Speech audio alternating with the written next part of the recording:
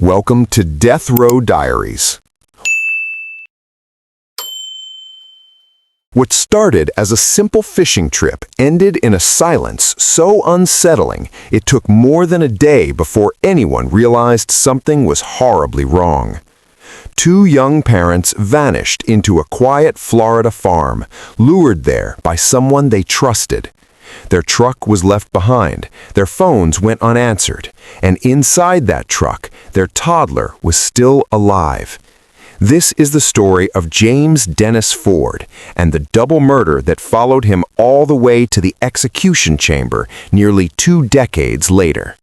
Gregory Quinn Malnory and his wife Kimberly were just starting what looked like a normal, hard-working life. Young, married, raising a toddler, and focused on the future.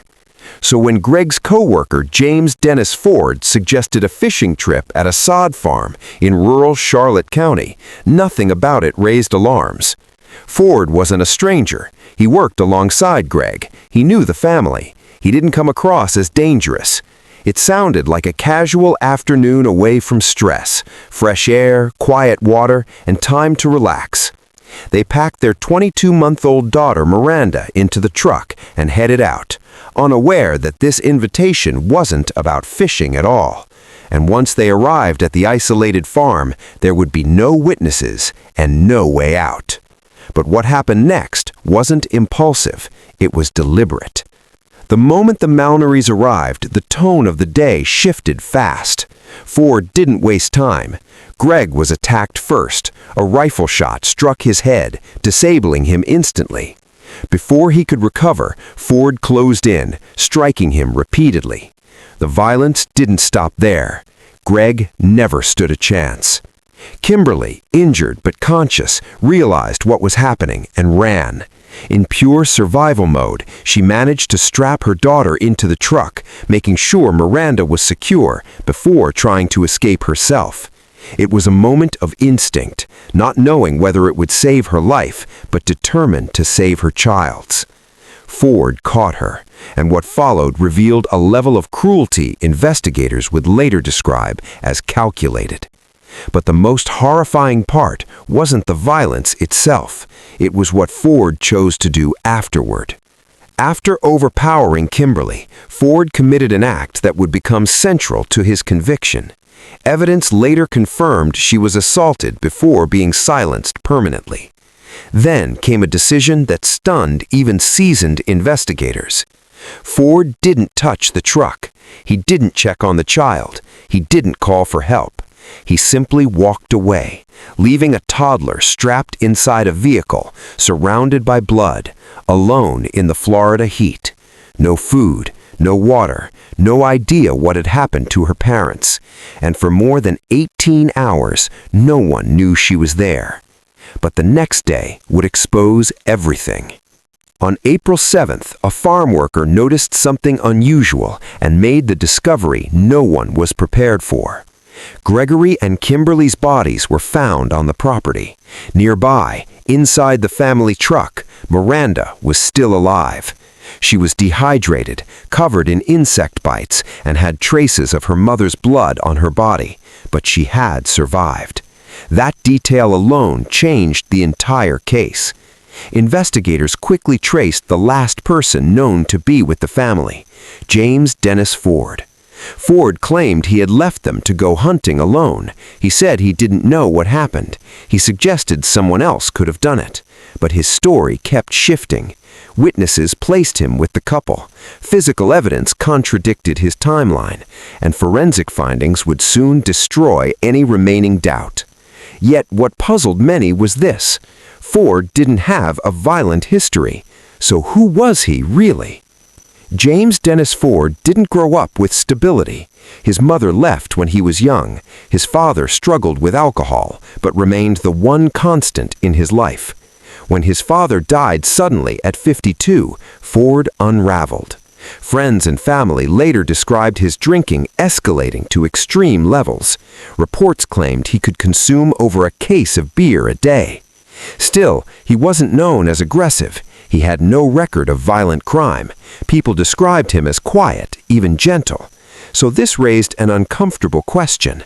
How does someone with no violent past commit an act this brutal? The prosecution would argue it wasn't a loss of control, it was a choice, and the courtroom would become the place where that argument was tested. By early 1999, Ford was on trial for his life. The evidence was overwhelming. DNA recovered from Kimberly matched Ford. A pocket knife found at his home contained Greg's DNA. Parts of a rifle recovered at the scene were traced directly back to him.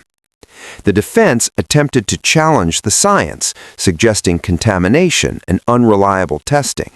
They argued intoxication impaired his judgment, but jurors weren't convinced. On March 8, 1999, Ford was found guilty of 2 counts of first-degree murder, assault with a firearm, and child abuse for abandoning Miranda. When it came time for sentencing, the jury heard victim impact statements, raw, emotional accounts of what the Malnory family lost. By an 11-to-1 vote, the jury recommended death. Ford was officially sentenced later that year. But the story didn't end there. Ford would spend more than 25 years on Florida's death row. Appeal after appeal was filed. Claims of ineffective counsel, arguments about mental development and capacity. Courts rejected them all.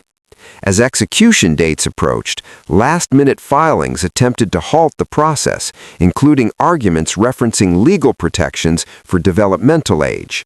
Judges ruled those arguments didn't apply. In January 2025, the death warrant was signed, and this time there would be no delay. The final hours were quiet. On February 13, 2025, James Dennis Ford was executed by lethal injection at Florida State Prison. He requested a final meal that included steak, macaroni and cheese, fried okra, sweet potato, pumpkin pie, and sweet tea. He declines to make a final statement. Witnesses included members of the victims' families. Some described relief. Others described closure that took decades to arrive. Miranda, the child left behind in the truck, later released a statement reflecting strength, not vengeance, acknowledging the pain of growing up without her parents, but choosing peace over hatred. And just like that, a case that began with a fishing trip finally ended.